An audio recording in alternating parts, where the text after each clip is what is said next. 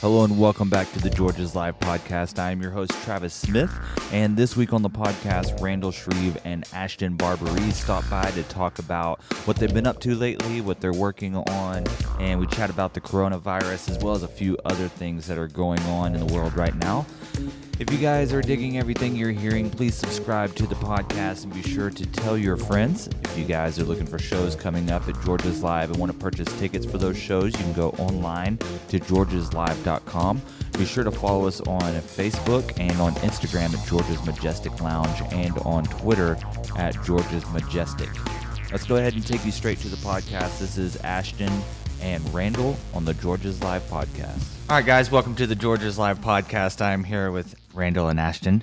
Welcome, guys. Hello, thank you. Hi. Randall, we've had you on. Ashtyn, it's good to have you on. Finally, I've been Thank wanting you. to get you on for a while. Have you? You've been busy. Yeah, I've been playing lots of shows, probably a little too many, but it's been Yeah, good. and Randall, you too, been on talking about the Freddie Mercury tribute Yeah. as well as your solo stuff. Crazy times we have right now. We're kind of right in the middle of this coronavirus outbreak. It's kind of hard not to talk about it. Right. Yeah. I think if they weren't yesterday, everyone is talking about it today. Yeah, and it's crazy how fast it's coming about. It's just like within every day is like more confirmed things. Ashtyn, you have a YouTube series that you have. Can you Yeah. kind of talk about that? Me and my friend Asha Mavlana started a YouTube series. We've been getting these concern texts from our scientist dad since early January and just decided about a week ago that we need to start getting some basic information out about calmly addressing like public health habits and making some changes in our daily lives before it's actually in our community. And Yeah, that's a good thing to get like some unbiased news out there that's like straight from someone that's dealing with what's going on. I know the Joe Rogan podcast had an that was a expert really on the good one. talk. Yeah, it was a good. He explained it really well in a way that it was easy to digest, but also understand what's going on. And maybe if you're freaking out a little bit, then kind of not take it too far. But also if you're ignoring it, it's definitely not something to be ignored as well. Type scenario. Sure. Yeah. I think that's what's been missed, and just like with our culture, like the extremes. You know, everybody picks a side in the morning on the issue of the day, and then battles each other. We got to be really careful with this one not to do that. In making someone feel like they're crazy for taking precautions is definitely the wrong move. You Yeah, know? for sure.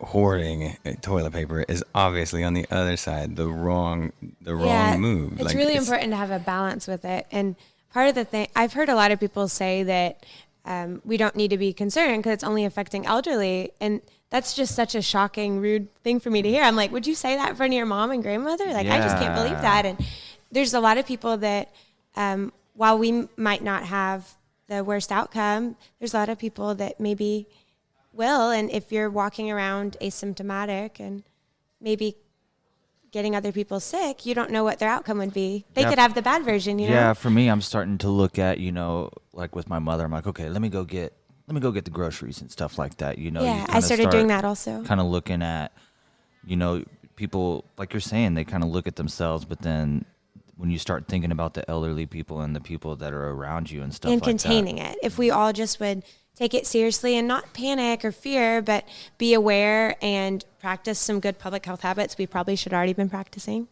it would be closer to a possibility of containing Have it. you guys had any shows cancel yet?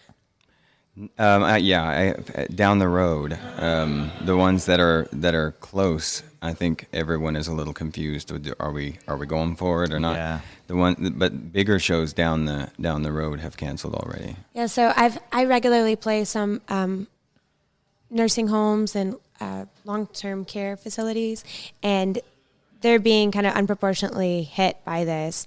And some of our local places have already canceled the reoccurring shows that I do there out of concerns that the CDC brought to their attention. Yeah, it's crazy that they don't. I mean, it's so new. It's kind of mutating in so many different ways. We're still and kind the of rapid changes is just really concerning that it can change so quickly. I mean, the information every day is just when something's changing this fast and exponentially, it's It's really unpredictable. concerning. Yeah, the only thing you can do is kind of come together. It's times like these that you know Yeah. that everybody needs to be pulled together a little bit Yeah. more. Yeah. So But not physically. yeah, Pulled together mentally. Yeah, we could look at each other from afar. Yeah. But so let's get into music a little bit, Ashtyn. You've done music pretty much your whole life, haven't you? Yeah. Since I was in middle school, it's always been what I did. And Nice. once I graduated from college, I guess it was 3 years ago, I was able to start traveling out of town more and touring, even internationally. And Did you? When did you start playing shows and stuff like that? Like 2011. 2011. Yeah. How far were you? Were you like in high school still? I was when in you were middle playing stuff? school. Middle school. Wow. That's Yeah. crazy. Starting early. Went overseas. Yeah, Let's now I've talk been to about that a little Europe. bit. Mhm. We just finished our second Europe tour. We went for like the entire month of December. And we had shows in Denmark and the Netherlands. And then we ended up having like kind of an impromptu show in Germany. Oh, nice. So that What was is fun. the? I love asking this question with everybody that comes on that tours overseas because you get such a wide response. But Mm-hmm. what's the musical climate like over there? What are the shows like? Are they any different than over here? Yeah, so one of my favorite parts about Scandinavia is they just really love Americana music and harmonies, and it's really bizarre. They'll just fill a room with people that pay a cover, and then they listen. It's just shocking to me. Yeah. It's really nice, and people are so respectful and considerate, and A lot of the responses I get is that people are more attentive. Like here, we jump up and down and go nuts when we see something we like. In there, it's kind of yeah, they're completely quiet. It's actually like it can be even a little startling because right when anyone says anything in a microphone on stage, everyone goes quiet. And as being like from the United States, we're not used to that much attention. It can be really strange. yeah. Have you toured overseas before, Randall? I have, a little bit, very small amount. It's, in fact, every time it's not been a tour, it's been a one-off. I'm like terrified of going overseas. Not now, but just the overall getting it prepared and stuff like Yeah, that. it's gotta a be lot of so much- preparation and chaos. Like our first time I learned that you shouldn't have a show in one country one day and a different country the next day. I was like, we'll just catch it on this flight, like and a then state. we'll just go to Germany, and then we missed a flight. Well, they said we could go, but our instruments couldn't, and it was like, well, if we don't have this show, like we can't get to the next show, So And so those are what are other complications that you faced that you didn't foresee before you left?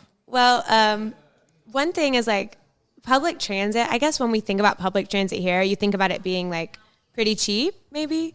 But if you've got like 5 people and you're getting on trains, some of the train rides, like maybe to the show, it could add up to be like 100 euros or maybe 150 euros. I'm like, we're just getting to the show. I mean, the travel expenses are really just through the roof, especially in, I guess, Northern Europe.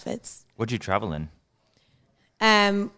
We did a combination of like trains and buses, and at one point it was actually So you were cheaper all to- public transportation on the tour. Yeah, and because I'm not old enough to rent a car, and the one who does know how to like drive a standard, he was like, I will not be the DD. There is no way. So he's like, That's we're just gonna hilarious. get trapped somewhere, and I wouldn't have even thought of that. You're not, yeah. yeah, I can't rent a car. I'm not old enough That's yet. crazy. Yeah, that's But like sometimes plane tickets were cheaper, and it was actually cheaper to fly from Copenhagen to Amsterdam with seats for all of our instruments instead of taking a train. So we had like 2 rows. It was so funny. oh man, the logistics of like tour managing. Yeah, and Yeah. the bass, Holy even the moly. electric bass, sometimes they didn't want it on the plane. We had such a hard time. Like stand-up bass, forget about it. And the U bass, he didn't think he would be taken seriously with that thing. So Yeah, I went to Washington D.C. with my sample pad on my carry-on, and they had no idea what that thing was. They were like, "What is this?" And I'm like, "Sample pad, make beats, man. You want to make your beat?" And like they were just freaked out by it, and they pulled me off to the side, And through checked security? everything. Yeah, like heavy I'm security. taking audio on it. equipment through in my carry-on that I didn't want checked on, and got the same response. They're looking at all the knobs and all the buttons and just Well, like, even- wait a second. Like, do I need to pull up a Sweetwater? Yeah.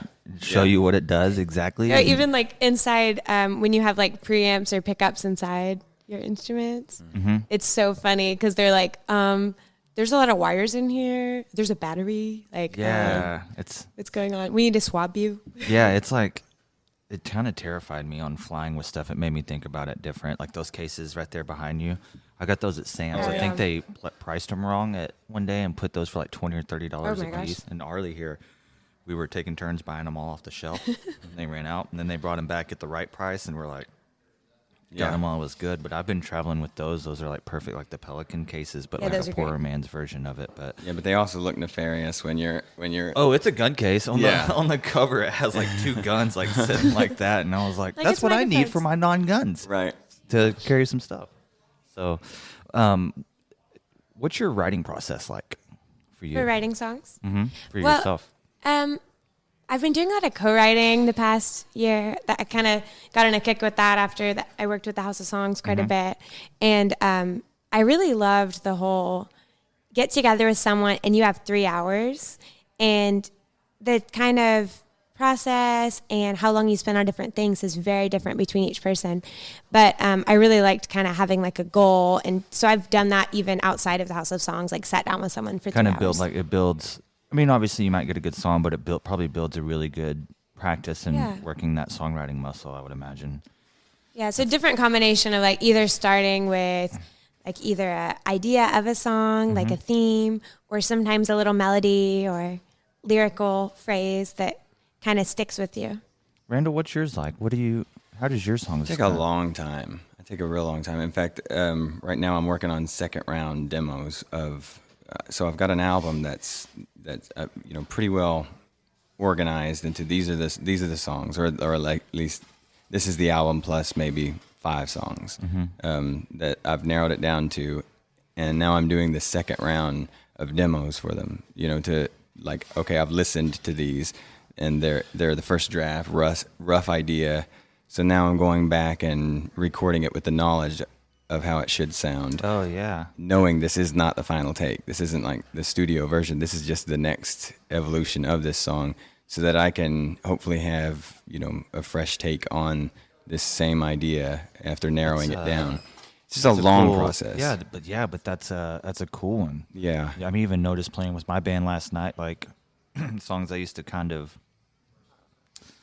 I play drums, so little flubs and stuff like that, and now I'm just like flying right through them, and I'm like, Yeah. I hit every note perfectly on that, and you could tell where you're just from the practice of playing it, and then listening, and then go back and listen to it from the outside looking in, able to pick it apart. That's cool that you can kind of fine comb it. How do you know when it's ready, and it's ready to be tracked? Well, I mean, at some point you just have to, Jump in. it's usually when more than half of the lyrics are done, I'm calling this like, we could go in and record this now, because then I can, then that always inevitably creates more momentum and motivation to finish it.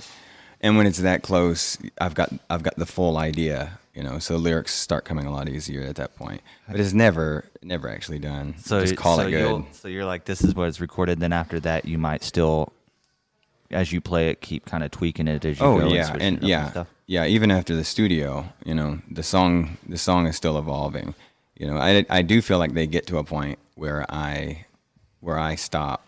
To me, songs that came out in 2011 or whatever, those songs are the ones that are just now like, this is how that song's done.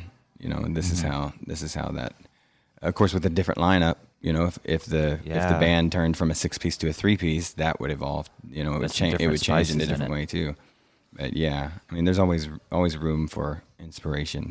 That's basically how I write. With the different structures, I've noticed sometimes, like if I play solo or with certain duos or with the trio, I'll have a different kind of either like instrumental break or maybe not that if it's solo. And there's so many different combinations. Sometimes like when I'm playing with all the different versions, I'll get them mixed up. I'll be like, wait a second, which one do I do? Yeah, that's when I'll play like hand percussion with people, and I'll jump up and play hand percussion with a ton of people. Mm-hmm. So like, I think I play with both of y'all at some point. Oh, yeah. So it's like, for me, I'll notice, okay, they'll be, all right, so if you guys are the main person, they'll be like, one of your band members or somebody else will come in, and like I notice, because I don't have notes and stuff, I could think, I could look around, I got like some time to kill even while I'm playing. Yeah, so you can go autopilot. Yeah, so I can, but I like to pick out what each person's bringing. Like if Christian's playing, he's going to bring like his style on the cello and stuff,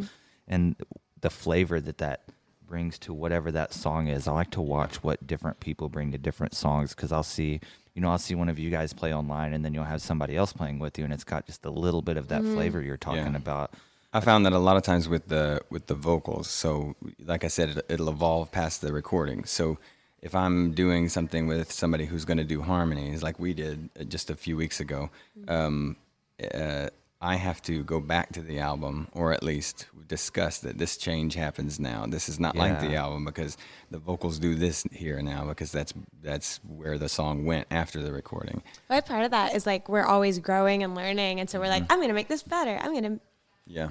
When I was a kid, I find myself talking about Garth Brooks a lot on podcasts. Hey, that's just fine, man. When I was a kid, Garth Brooks also. He was the man. But he put out these live albums, and I remember being like 9 or 10, and he would sing something in a different cadence or something, and right when he did that, the crowd just went nuts, just because it was a little bit of something different. And then I was like, that's crazy, he could just do something a little bit different, and it kind of ties that moment of that special moment in time. It's like a check mark of how that song was played that night in a different way and stuff. For sure, the crowd goes nuts. I believe that their response is not to the change, but to inspiration. They got to witness inspiration. And if it's stale, if it's just a change for the sake of a change, I think that energy is not the same. It's not there. They might react to a change, but not the way they're going to react to an inspired change. Yeah, that's a excellent point. Yeah, it's I just remember times in my head where he did it and the crowd was like, I think that plays to the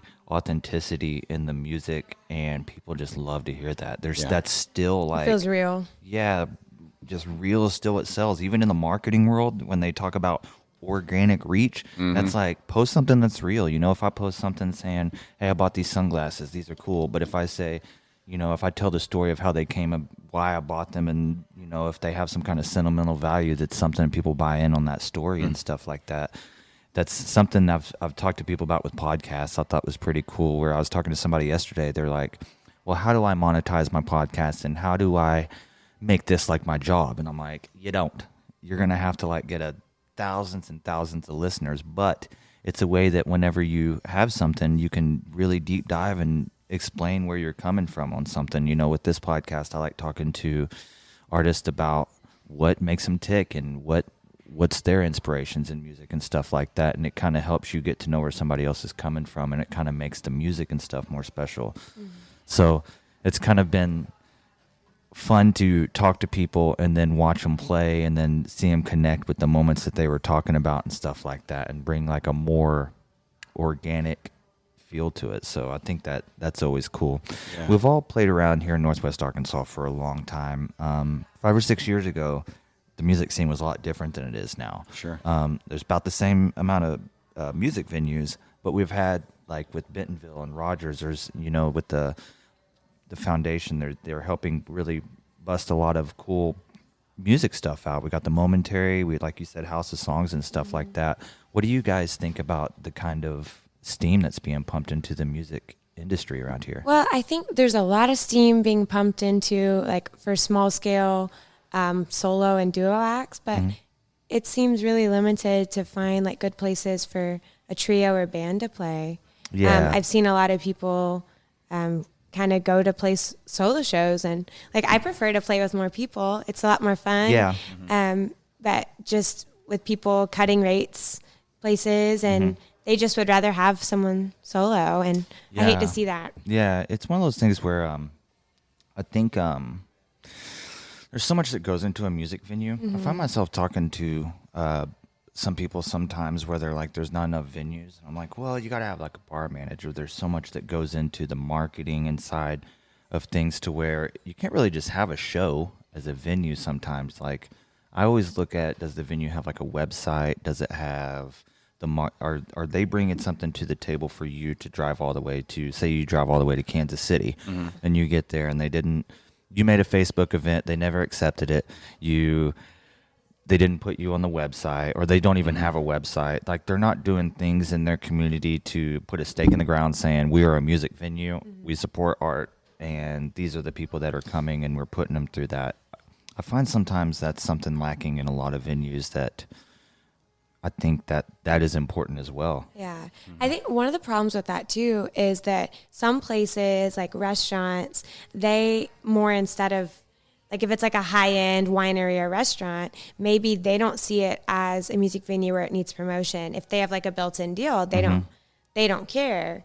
And so then it makes it to where for those shows get less promotion than the ones that are at music venues, which maybe if you're playing a whole lot, there's something good about that. Like, for not being like, hey, come to this show, come to this show, like, every day. It's one of those things where they are I try to prioritize. Like, if it's a real music venue, then I'll make posters, I'll contact news, I'll do everything. And if it's on a smaller scale and they don't crave or put any attention towards it. I think that's very important that you in particular say that, because you work in this market a lot, but you understand the difference between these places. And it's not a bad difference. It's just what it is. And like, really, it's like ends up being like solo show. A lot of the time it ends up being kind of solo shows between maybe duo or trio shows. And that's kind of the dividing. But understanding that when you have a ticketed show, it's not, crucial. You gotta promote, and it's like you're reliant on your crowd.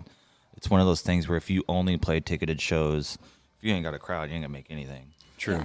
Yeah. I prefer ticketed shows for that reason, because then it's in my hands. Then I hope the venue is involved, but now I have all the incentive to be the one to handle it, and I just trust myself. You know, my years in doing this, I guess more than generally trusting venues. You know, they're not all Georges. You know, they're working over here.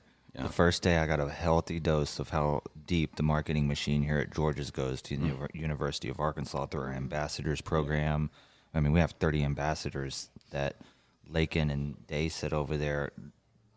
Each one, you know, they're all kind of in their little hubs of music genres. So we're like, we got our jam people over here, we got our hip hop people over here, and those people will help get the show out. And it's like, I think it's really impressive. I've really noticed it lately, especially with it is insane. It comes from, you know, I think it comes from Brian being a player and owning the venue, and he has like that, I'm promoting my band and my band is George's mentality. And that's kind of where I come from too. Everything that I know how to do, down to doing this podcast, to graphic design and the stuff I do here, I learned through promoting my own bands. Right. And so having that mentality, and I find myself hitting up venues when I go play out of town, and if I ask them for a marketing plan, they're like, we have a Facebook page. And when we send a marketing plan, we send, no, this is what we're going to do, and here's everybody to promote with. I have a hard time finding other venues that have these things in-house, but when I do, like, I attach to them. I'm always try to, like, be as polite as possible and throw as much steam in the engine to help those venues. I think of places like the Outland Ballroom in Springfield. You go there, and they have a giant poster made of your show, like they're spending their own money on printing and stuff like that. And Harry's downtown too. Yeah, what a cool spot that's busted up in Fort Smith with the stage and everything. I'm actually playing there tomorrow for the first time. Yeah, this sound is incredible. We just played there last week. Yeah. One thing about Fort Smith that seems really different compared to Northwest Arkansas is it seems that it's hard to do more than one, like, really good show a night. It's the people that come out to music seem to all go to one, and that's been brought up. Like, I talked to Jeff about that, and he said it's not like Fayetteville. Yeah, it's a different thing. We got college students that are going out and looking for stuff to do every night, and it's kind of these towns. I from touring, I learned the difference between towns that have college towns and when not to play them and stuff like that. Yeah. And there, it's kind of like a different demographic and stuff you're shooting to. A lot of those people are working and getting off at 5:00, and they're kind of planning their evening to go somewhere, and it's part of their night. And we're gonna go eat here, and we're gonna go to this show. Yeah.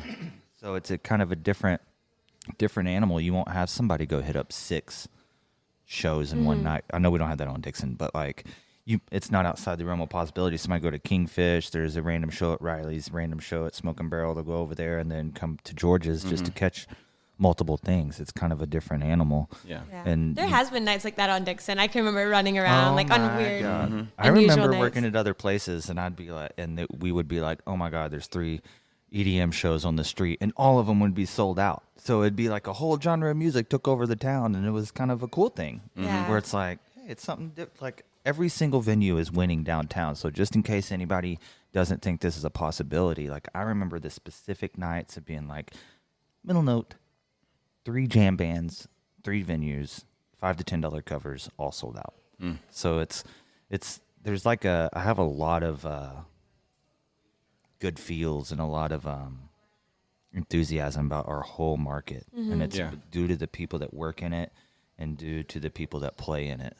You know, I talked to Anthony Ball yesterday about the stuff he's working on, and then just getting to talk to everybody and dive into really what they're doing and what their passions are and stuff. We have a lot of cool stuff popping off around here with people that's been here for a minute, but now they've always been active, but it seems they're a lot more proactive now. And so it's been like a cool thing to see. And each market kind of has its own little vibes and different little scenes, but it all comes together for a greater Northwest Arkansas type thing. Yeah. What's your favorite place to play out of town around here? Out of town around here? Like if you go like 4 or 5 hours. Do you have any favorite venues or towns I really to go like to? Springfield a lot. Me too, which I never thought I would. Yeah. What say place that, in but- Springfield?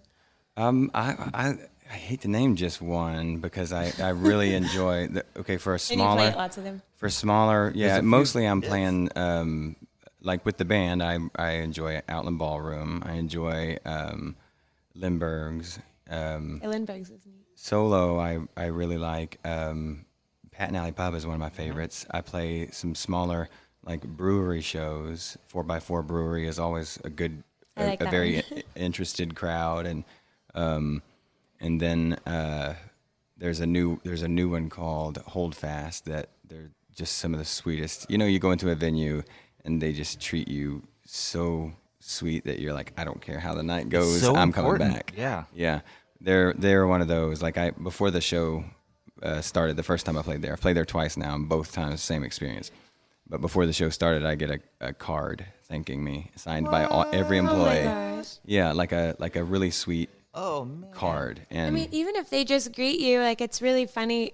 If I think about like some of my favorite places to play, even locally, the ones I enjoy are people that are just kind and speak to you like you're a person. And Yeah, that's like, what it. maybe if you want some water, they'll bring it to you. That kind of stuff. Yeah, you whenever know? I was. just little things go such a Oh yeah, big way, it's the isn't it? hospitality. Whenever Yeah. whenever I'm like managing a show, I tell the whole staff, I'm like, be overly nice to the band. You don't have to be like, do you need anything? You need anything? Just go up and Yeah. say hi. Hey, my name's Steve. I'll be your bartender for the night. If you need anything, let me know. They're like, cool. Now I know who to talk to if I need something. Yeah, I think it makes me sing better. If someone's Exactly. just nice That's right what when I you was walk gonna in, say. even just like says, "Hey, you're going to be here," and doesn't greet you with a rude comment about something, then you're I'll set. perform and just be way more confident and have a great time. It's like positive energy pumping Yeah. through. It it's is, contagious. and that passes on to the crowd. They get that. Yeah, they can tell. Everybody's night ends up better when that cycle is happening in any given night. When you walk into the venue and you feel truly welcome, and that they're happy to have you, not mad. You know, like there are the venues you walk in and immediately the sound guy is frustrated that you brought this kind of amp or whatever. Yeah. That happened on the road all the time. Yeah, I see it all the time. I Yeah. tell my guys if I walk in somewhere, my thing is stage mess. If I walk in and all the cables are all over the stage from the night before, I literally turn to my guys and I go, listen, don't be pushy to the sound guy tonight.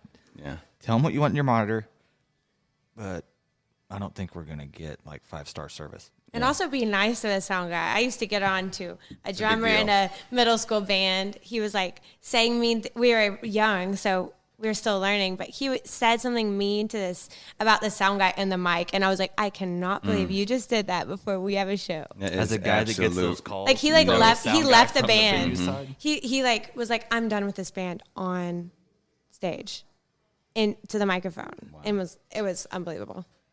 I've had times where, yeah, that's like somebody will say something, you're just like, oh my God.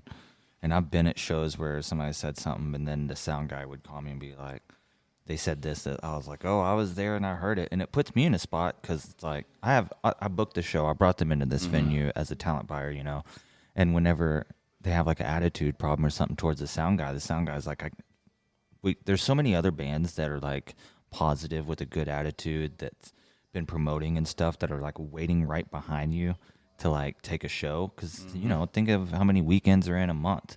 It's like eight shows to swing at. And if you have, you got, say there's 2 nights that they do DJs, you got 6 more nights that a band could play. So if you're a band that's trying to get into that market, like here in Fayetteville, we don't have a ton of venues to play. Right. So there's not 10 places you can go play at. There's only like maybe 2 or 3. So it kind of like makes it tough to do that. For real. And also it's just realizing that has always made me very grateful for the opportunity to have one of those 200 nights that are good at a venue. Yeah, for sure. Like to be welcome, to be able to take one of those slots, taking it for granted is the quickest way to not be playing there again. Yeah, because it is a big deal. So let's talk about how to prepare for your shows. Like, as you guys playing a lot, how do you prepare to put yourself in a better position with the sound guy before? I think things like sitting like your line info sheet and then advancing shows.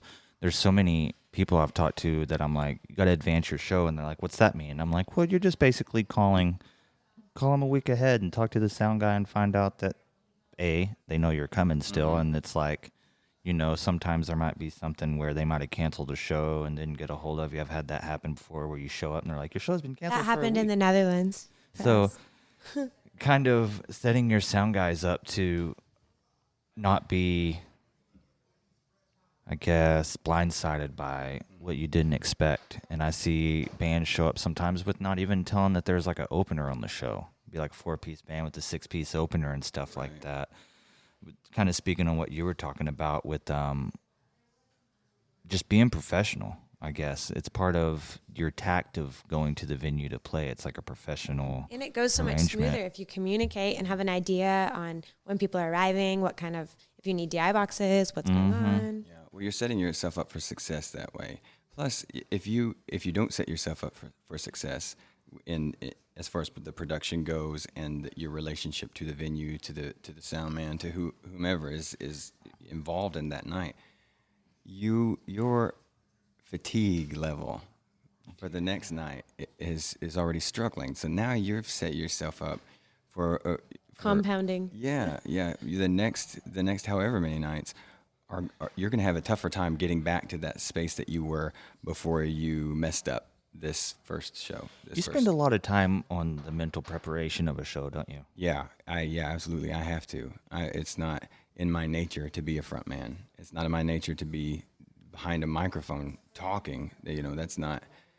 This is comfortable for me, talking to the three of us, but me talking when nobody else has a microphone, that is incredibly nerve-wracking. That's surprising because you do so well. I didn't realize that. Well, thank you. I don't feel like I do. I feel like it's always a struggle, and that I'm overcoming night after night, overcoming an obstacle. That is myself. How'd you work up the courage to you played drums before, right? Yeah, that was a little easier. A lot. Oh, I could do anything back there. Yeah. I'm like I said earlier, I'm like people watching There's stuff. a literal wall between me and you're like sitting else. down.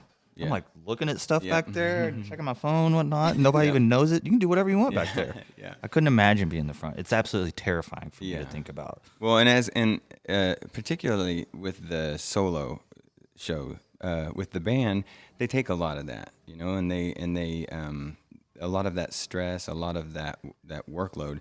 They take it, and you share that, and then your energy is shared with people that you trust and know, and who don't cause any sort of anxiety for you, or should be the case, I believe. Solo, it's a little different. One, I am running my own sound always. I'm giving the sound man one line, a mono signal that's like, this is the finished product. You turn it up or down. You let me know if there's a problem, but this is, I'm running my monitors. I'm running my front of house, because that's the way I've set it up, so that I don't have this problem. It sounds the exact same every night for me. And you take the time to adjust it for the venue too. Like when we played at Mickey Fence, every time. We came in like hours before and I was learning so much. It was really cool. Well, taking on that responsibility is taking on that responsibility. It's not like... You got to own it. Yeah. You are now the sound man. It's not just that you hand it to him. You're not handing anything off to him. Usually I'll get an eye roll when I'm first at a venue, because they assume I'm a musician and not a sound man. Mm-hmm. But to do this, you have to also be, you have to know what you're doing to, at least to the level that I do. Yeah. Is that something you kind of trained yourself, or did you kind of research it a little bit? No, as trial and long error as type I've thing? been making music, I've been training myself in that. Because I've been doing my own demos. I've been, most of the time, when I started, I was adjusting my own sound on some level, and I've always been, if not doing it all on my own, I've been heavily involved in the recording process on every album I've done. So it's just been a skill set, like you were saying, everything that you've done from the past is what's prepared you for the job that you have now. It's what put you in a position to do this, and that's the same. When I realized, like with the looping stuff and with having the sound that I need to feel confident and to feel at ease as much as I'm going to, I have to be able to facilitate that. And when I get into a weird room, when I get into a situation where the room has more feedback and at this frequency, then I've got to be able to fix that like the sound man that knows that room would, because I've taken it out of his hands. So to not be able to handle that responsibility is foolishness on my part. It seems like so much pressure. I've got a lot to learn when it comes to stage sound and home recordings. There's just so much I need to dive into with that. Whenever drums started to, back in the day, you'd just play drums. There'd be, I used to call it caveman instrument. I played the caveman instrument. Yeah. So not miking it. Yeah. So, it'd be like, there's so many electronic components that's been brought into drums with the hybrid drum kits in the last couple of years, and not so much bringing in electronic drum kits mixed with acoustic kits, but with like the sample pad being brought in. Like I use a Roland SPD SX, which I use, it's a sample pad, so I've got electronic drum kit, but I've also got, if I play with my Sublime tribute, I've got parts from the Sublime songs that we recorded and stuff that I can trigger up for intros and stuff, like a dog barking or whatever it might be. But there's little pads that come in and out, so I hide little pads throughout my drum kit of like hand claps, sub drops, wood blocks. I went out to my buddy's house and recorded the sounds of me hitting a tire with a steel pole that made like a boom sound. So I would take that and then mess with it, and now I play all these organic sounds throughout the kit, but it's kind of hidden in there, like some sneaky treats that I kind of hit at different times. But in my head, I took all those sounds and I zeroed them out to 0 dB, so that whenever the sound guy gets it, even though they're at different, you got your sub frequencies and stuff, it's all about the same volume. So I'm not way up here on one song and way down here on another, which is kind of like a DJ thing that drives sound guys nuts, because your gain structures, and about this, is all over the place. So once I got everything to where I'm like, I know for a fact every single one of my samples is zero at this decibel point. And once I've got that, and then I've got everything put together in my head, it's like a package that's been put together in a nice box to where I know I've got this. I got my own DIs. If I sing, I've got my own mic. I've got my own stand, my own cables. Like I know what's in my equipment that I'm bringing. And then when I talk to the sound engineer, instead of being like, I need this, I need this, I need this, I tell them what I have. And then they go, okay, cool. Then they know what to work with. I found that being able to tell them what you have as opposed to what you don't have, and I see some people doing that, be like, I need this, I don't have this, I don't have this. So I've tried to be in a habit, even as a drummer, to bring some things, if somebody, like I have extra cables for the guitar players, just like wacky things like that. Just being prepared for me has taken so much stress out of the, do they have this or will they have that side of it, to where I think it's just the peace of mind lets you concentrate on the art. Yeah, absolutely. And that's where I've taken it to a level that is to make myself comfortable. It's so ridiculous what what I'll set up for a solo show. Like your time lapses. Yeah. It's awesome. Yeah. You could see it all. So it's and it's in real time, right? What? That time lapse. That's Yeah, I was hi- just moving fast. Oh, yeah. Yeah, time lapse means real time, Travis. Like lapse, like It means the over time and that over. has lapsed. That while you did that. 3 hours. Yeah. So how long does it take you to set up? 45 minutes. Yeah, when I'm hustling. Nice. Takes That's me about the same to tear down, and it's a lot, but it's home. That's the thing. For my personality type and the way what I know works best for me, it's once I get set up, it doesn't matter it's what the room same I'm as in. wherever you're at. Now home is right here. That's the drum kit. It's That's the drum mobile. kit Yeah, mentality, exactly. dude. Oh, exactly. That's exact. If you look at my setup as a drummer, then it makes sense. Yeah. Everything is just doing this. I can sit in one place and pivot to any instrument microphone that's there. Whenever I'm on Instagram, the things that get the most likes are pictures of my drum set at different places. Oh yeah. And to me, I'm like, it's the same setup, but it's but like, drums are beautiful. Like yeah, it's like a car. different thing. It's like a muscle car. It has Like, nobody's looking at causes pictures that of And different that car. shot like from the stage is really interesting. Yeah, that's like to me has always Like, been even like just an Instagram of all that, I would follow it. the shot from behind the drums of what the drummer sees. I've always been like in love with that view Oh, me too. because it is unlike anybody else in the room. It's true. And if you can get over the fact that everybody's just staring right at you, and you're like, well, at least I'm not the lead singer because they're definitely staring at that guy. Because I can look at people not even paying attention to what I'm doing, and it's like I don't talk or anything, so it's like you can drop a stick and you're like looking around, and you're like, pull Like another one out, and nobody's gonna can't say drop the anything. It's just guitar. part of yeah. No, you sure Yeah, can't. you drop the guitar, it's over. Yeah. And it's caused the scene. who was it? I was listening to a podcast where a drummer, or as the Black Keys was on Rogan, and the drummer was talking about, sometimes I wonder, like, what if I just quit playing and just sit there? Yeah. And I was like, man, I think about that all the time. Like during the show, I'm like, what if I just stopped and like hid, Yeah. and if I turned around and I wasn't there? That'd be weird. I had a drummer do that once. It was his last show. He was off drinking. Well, I mean, yeah, that's usually what the case is. It's Yeah. usually not like a goof on the band. Yeah, yeah. I think I could do that in my cover band and get away with it. I don't think the other ones would think it's too funny. I would think it was very funny. Yeah, it's it's all about timing, I guess. What do you guys got coming up down the line? You say you're going to Alaska? Yeah, I'm supposed to fly to Alaska in, I think it's 5 or 6 days. And then I've got a 3-week, or I guess 2-week tour across Alaska. Nice. My dad's never seen me perform. And Is that where he lives? Yeah, he lives there. So I contacted him. I was like, hey, you get to drive me around to all the shows. Where does he live there? Anchorage. Anchorage? My aunt lives in Anchorage.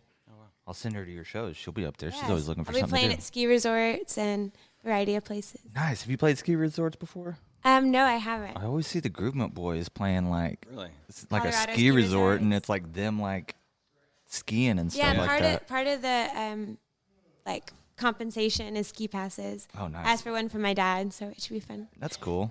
That will be fun. Perks. Yeah. That's Yeah, if the flight doesn't get canceled, we'll see. yeah. I'm trying to think of most of the cool stuff I've ever got to do is rather from being a bar manager or a musician. Oh, yeah. Like just crazy things that you'd never get to do. Like I was talking the other day about playing like a NBA halftime show, and just like a cool thing. Yeah. Yeah. It's cool. It's a Lakers You show, see a so I lot got of to neat see like places, Kobe too. Bryant and stuff like that. So it's like something I would have never got to do Wow. if I didn't get to do that. So it's the travel is just off the charts. That's Yeah. kind of why I got into really touring and stuff, is just to see places. Yeah. Well, I played my first tour that I was on was fresh out of high school, and they played all of the Six Flags locations. Ooh. And with your lanyard, you could walk to the front of the line, and it was this strange. I just felt like, is this really gonna work? Every time, and they're just like, oh, yep. Right I do there. that now. So you had no weight on these. We had we were shooting a music video back in the day with Silverstone. We were gonna shoot a video at in Orlando, and I had been saving because I bartended, and at the time, you know, when you play a lot of shows, it's hard to get like a steady job. Well, I bartended and stuff, so we'd do things like we'd play out of town. I'd bartend for 3 or 4 days. They would come to the bar, we'd hang out, and then they would hang out at the bar and then sleep in the parking lot back behind Kingfish. And then when I got off work, I would drive us to the next town or whatever. And when the sun came up, somebody else would take over, and we went to Orlando, and I had saved like $1,000 to buy Disney World. We had a 6-piece band, so I had to like really save to go to Disney World if we're gonna go. And I was like 2 people short of being able to get the tickets and stuff like that. And to this day, I'm like, man, if I would have started a month or 2 earlier. And it's still like something that lingers. Like, I don't know why I want to go to Disney World so Have you not bad. been? I went when I was like a kid. Yeah. I think that's the best time to go. Yeah. Okay.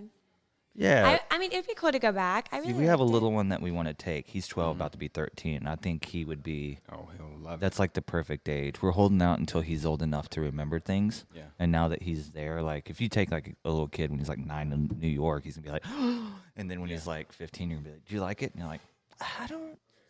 Yeah. I went to Disney World when I was in 2nd grade, and I remember it very vividly. Really? Yeah. Nice. Then maybe that's the. I used to live down in Orlando. I got to go a few times. Living down there, you've always got friends who are like. Yeah, we shot a video at Pass. Full Sail Oh wow. down there, and it was pretty cool getting to talk. We did that, and everybody that worked on the video, we've been able to watch. Where they went off in different directions, and we did it was a class. Into class, like your big final thing, shoot a music video, and the guy that did our video actually moved to Bentonville and works his Travis Sherman Films, and he just like does amazing wedding videos and stuff, and he did our last Next Unknown video. And so like it's kind of cool that like the dude that did our video there actually moved back home and stuff, and we're able to work with him again and stuff like that. That's Very awesome. interesting. I've got a guy in Fort Smith who's up here a lot, Mm-hmm. who also does video, who worked at Full Sail when I was down there. Jacob Crabb, he went to Full Sail, that worked at Axton Road for a bit. He's from there, It's so interesting that so many of them end up here. I know. I'll talk to somebody and like I went to Full Sail, and then they're like, they didn't give me a job after I graduated. Yeah. And I'm like, that's what they all say. But they all land on their feet because of Oh, for saying sure. they went to Yeah. Full Sail. Once they start putting the work in the work world, it starts to value. So So you guys are both toured Florida? I have, yeah. I was thinking about, I guess over the winter, a lot of shows, like the attendance goes down and people aren't as excited. I was thinking about just like chasing warm weather around, great you know? idea. Do it. Like, People do that. That's like tour to warm places in the wintertime. And I've been going to tour Scandinavia in the winter. They say I'm brave, but I didn't mean to do that. yeah. There's like, I think you could hit. There's a lot of SEC markets in Mississippi, and like as you go through Alabama on the way there, you can hit like Gulfport, and they're like little towns on the way, little beach towns that you could stop and play, drive an hour to Pensacola, stop and play, you can kind of work your way into it. But once you, like St. Pete and Tampa has a lot of places, you could hit like 20 places in St. Pete. Yeah, I've heard they have a like pretty big Americana scene in St. Petersburg. Absolutely. And their busy time is like November and December they're like, oh, it's when the weather's the best. That's like Yeah. our peak time, and that's not like a touristy spot. So you can go back there without people, oh, I really like you. You're like, sweet. Like, yeah, we're from Michigan. And you're like, well, see you in Michigan. Yeah. So, but Well, I go up north in the spring, summer, Mhm. and I That's when I do schedule them Colorado. way ahead of time so that because I can't take the risk in the winter of losing shows. yeah, it's terrifying. Because up there, it won't make a difference to them. People will still go out. But for me, there all the places in between where you've got highway Town shuts down. shutdowns and stuff. Yeah. Have you guys played New York City? Yes. What was that experience like? I lived up there. Did you? Yeah, I lived up there for a couple of years, and so I played it weekly. Had my spots and I loved it. I loved like New York City was like that. The way you described Europe, I feel like where you get a listening room. Like you don't have. Like Rockwood, you've played Yeah. Rockwood. You don't play there and have people being noisy. They'll remove them. They'll tell them you Oh, gotta leave. really? Yeah. So it's been. I mean, when with the band, it's not like they don't allow them to enjoy themselves. But if you're playing an acoustic song and somebody's yapping, They want you know. to be respectful and they'll enforce it. yeah. Oh, wow, that's cool. It's all about music there. It's not, you People don't are just come there there. for. What do you think the that bands. disconnect is from there to here? I believe that Just it's culture, or Well, I mean, I Different. guess it could be defined that way. What I think is happening is people aren't relying solely on music. You'll have a place that's not gonna not have the game on because that's something that will draw people, and then they're gonna have drink specials because that's something that'll draw people. They're going to have this band because that's something that will draw people. But you, within that venue, are competing with all these things. You're competing with the game a lot of times. And that's, I've had people tell me, hey, will you maybe take a 30-minute break because this game just got intense and went into overtime, and people want to listen, and we're going to turn the TVs up. So it's just like, it's a little jarring, but you have to know your room and or at least trust the venue owner or manager to know the room. If that's what I got to do, that's the gig tonight. Didn't think that's what it would be. I've been speaking to a lot of people on as helping with artist development when an artist starts their career, to I think getting on the ground floor of knowing the difference between those venues. Like, you might be pushed back 2 hours for a baseball game. Yep. Yeah, it's really important to know what kind of place it is. Like, some of them, I call them like playing to a brick wall venues, and I think it makes you tougher. For sure. Like, it's exercise. It's a little.